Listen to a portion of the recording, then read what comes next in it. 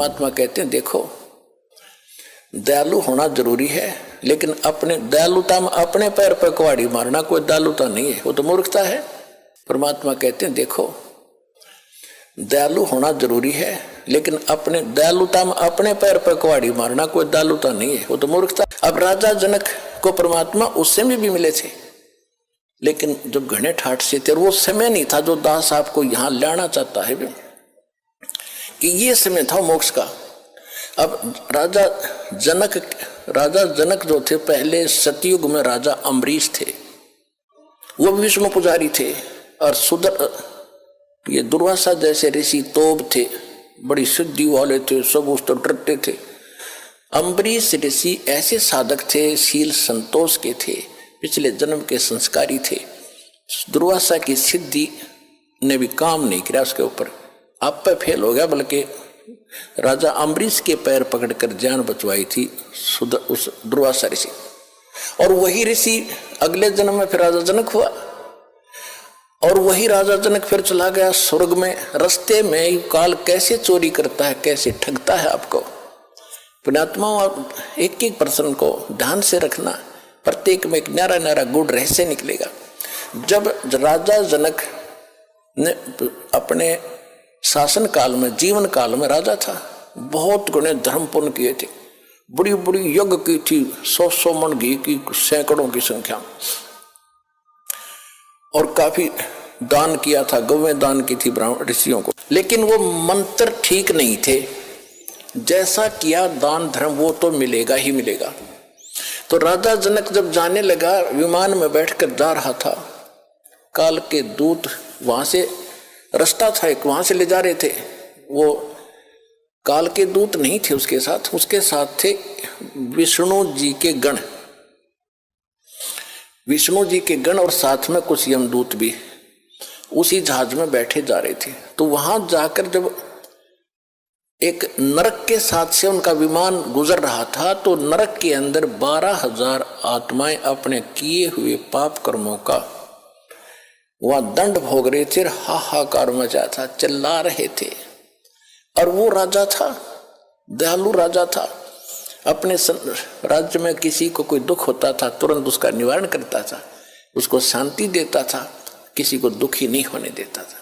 तो जब उसने वहां जाकर हाहाकार मची देखी तो कहा कि पार्ख दो, विमान रोको। विमान रोक दिया कि ये चिल्लाहट कहां से आ रही है, कौन दुखी है इस नगरी में। उन्होंने बताया जी ये नगरी नहीं है तो नरक है, इसमें 12 करोड़ 12 करोड़ आत्माएं इसमें दुख अपना कर्म का दंड भोग रही हैं। राजा ने कहा कि इनको को छोड़ दो, इनको निकालो इससे।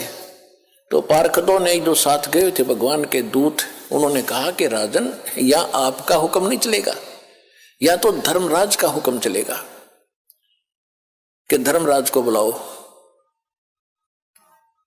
धर्मराज के पास ले चलो मुझे, या धर्मराज को यहां धर्मराज को बुलाओ, और नहीं तो मुझे भी यहीं छोड़ दो, मैं भी इस नरक में इनके साथ ही रहूंगा, आगे मैं भी नहीं जाता। अब वो संदेशा धर्मराज के पास गया। धर्मराज ने आके पूछा कि राजन क्या कारण है कि ये सब इनको छोड़ो, ये बहुत दुखी हो रहे हैं, मुझसे देखा नहीं जाता। तो उसने बताया जी देखो यहाँ ऐसा नहीं होता, जिसने जैसा कर्म किया वो भोगना ही पड़ेगा, ये मेरी बही मेरी पैड में लिखा है, रिकॉर्ड में, इनको कोई बदल नहीं सकता, मेरी ताकत नहीं है बदलने की।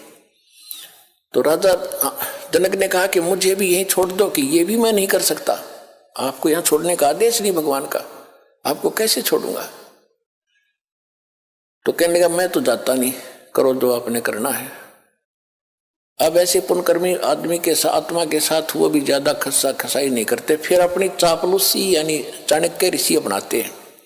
धर्मराज ने कहा कि एक काम हो सकता है, आप अपने पुण्य दे दो, इनको पुण्य संकल्प कर दो, उन पुण्यों के आधार से मैं इनको सबको नरक से निकाल सकता हूं, आपके पुण्य इनको मिल जाएंगे, आपको इतना फिर डेबिट हो जाएगा, आपके पुण्य कम हो जाएंगे।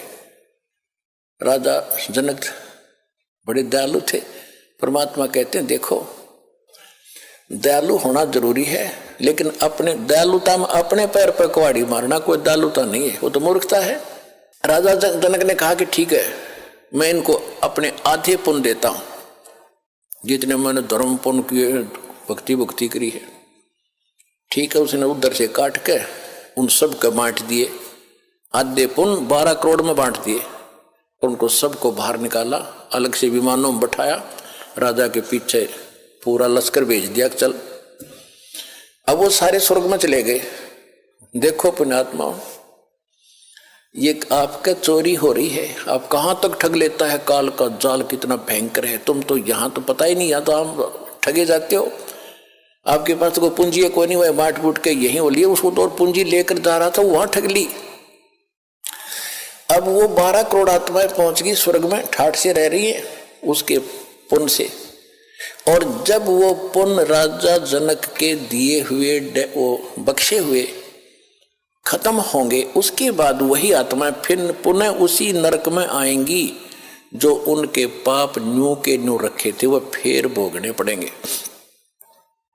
उधर से राजा जनक का जब वो आधा खाली कर दिया है, वो फिर खत्म हो गया त्रेता में। द्वापर में तक वो वही रहा, स्वर्ग में इतने पुण्य थे।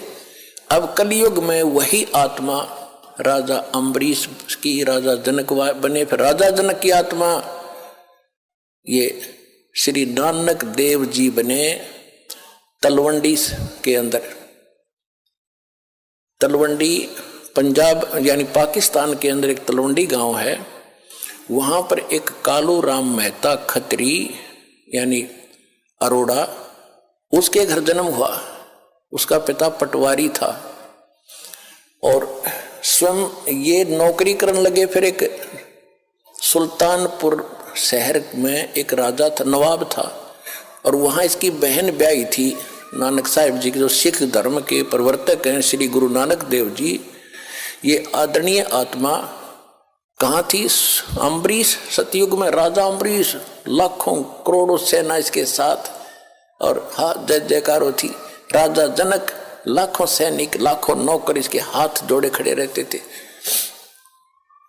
और फिर वही अपने पुण्य से खत्म करके क्या बने? स्वयं सुल्तानपुर के नवाब के एक मोदी खाने में नौकर बने।